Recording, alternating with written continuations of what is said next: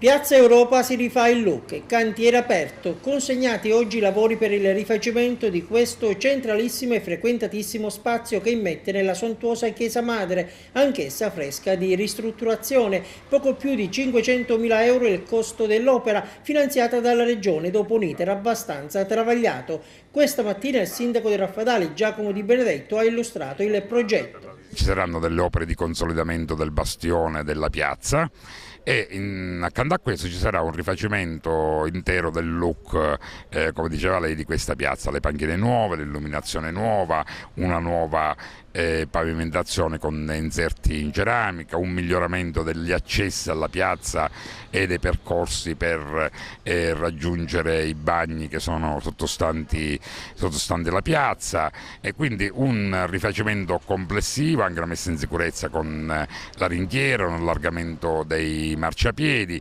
quindi una piazza decorosa e bella così come merita il paese di Raffadali. Ci saranno anche delle novità per quanto riguarda il monumento.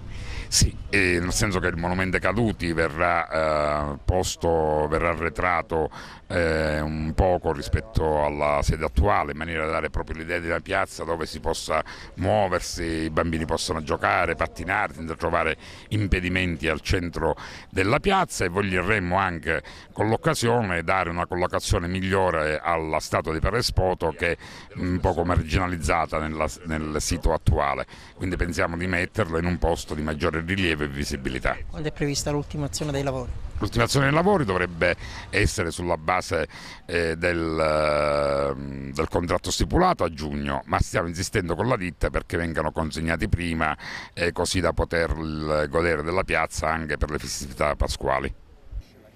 Presente alla cerimonia anche l'arciprete del paese, padre Giuseppe Livatino, preghiera e acqua benedetta per l'avvio del cantiere, i cui interventi, affidati ad un'impresa di San Giovanni Gemini, riguarderanno anche l'aspetto esterno del tempio.